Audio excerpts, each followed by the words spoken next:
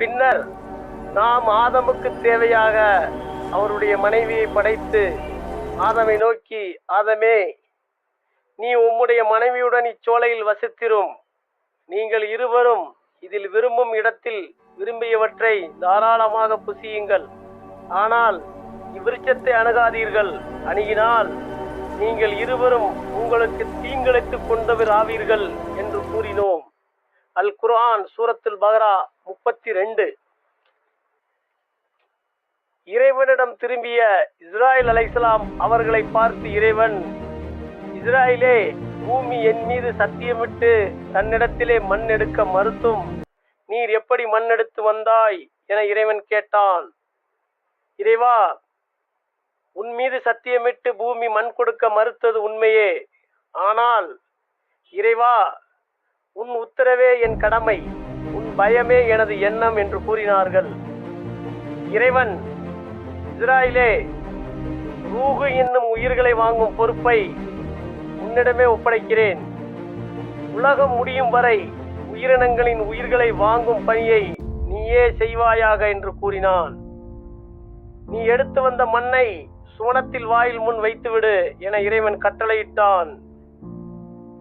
பின்னர் சுவனத்தில் உள்ள வானவர்களை கொண்டு அம்மண்ணை சுவனத்தின் நீரால் குலைக்கச் செய்தான். குலைத்த மண்ணை ஒரு உருவமான உடலாக இறைவன் ஆக்கினான். பின்பு அந்த உருவமான உடலை வானவர்களிடம் ஒப்படைத்தான். வானவர்கள் அந்த மண்பிண்டமான உடலை 40 ஆண்டுகள் மேலும் கீழும் உயர்த்தியும் தாழ்த்தியும் செய்தவாறு இருந்தார்கள். இப்பொழுதும் குழந்தைகள் பிறந்தவுடன் மேலும் கீழும் உயர்த்தியும் தாழ்த்தியும் செய்வதுண்டு. மீண்டும் அந்த மண்பிண்டமான உடலின் மீது மகிழ்ச்சி என்னும் மலையை 1 ஆண்டும், கவலை என்னும் மலையை 40 ஆண்டு காலமும் இறைவன் பொழிய வைத்தான். எனவேதான் மனிதனின் வாழ்க்கையில் கவலை, துக்கம் அதிகமும் சந்தோஷம், மகிழ்ச்சி குறைவாகவும் இருக்கின்றன. மண்பிண்டமான உடலை நீளத்தால் 60 முழமாக்கினான்.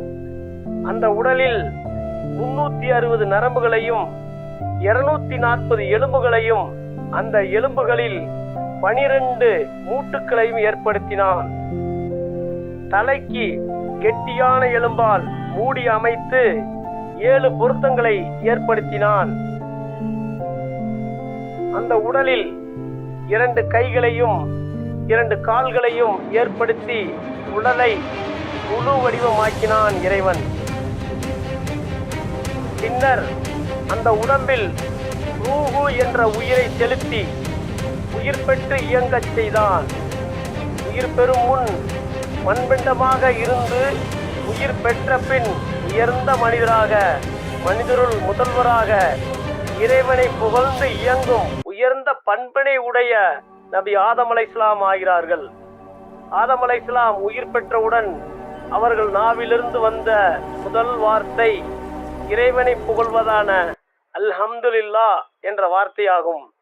இதன் பொருள் இறைவனுக்கே புகழ் அனைத்தும் என்பதாகும். பின்பு சுவனத்தில் வாயில் முன் படைக்கப்பட்ட அவர்கள் தலை நிமிர்ந்து முதலில் பார்த்தது சுவனத்தில் வாயின் மேலே எழுதப்பட்டிருந்த லா இலாஹா இல்லல்லாஹு முஹம்மது ரசூலுல்லாஹ் என்ற வார்த்தையாகும். இதன் பொருள் இறைவன் ஒருவனே வணங்க தகுதியுடையவன், அவனது தூதர் முஹம்மது ஸல்லல்லாஹு அலைஹி வஸல்லம் என்பதாகும். இதை பார்த்த ஆதம் அலைஹிஸ்ஸலாம், இறைவா, லா இலாஹா இல்லல்லாஹ், வணங்க தகுதியுடையவன் நீ என்பது சரி. முஹம்மது ரசூலுல்லாஹ், முஹம்மது அல்லாஹ்வுடைய தூதர் என்று எழுதப்பட்டிருக்கிறதே, யார் அந்த முஹம்மது என்று கேட்டார்கள்.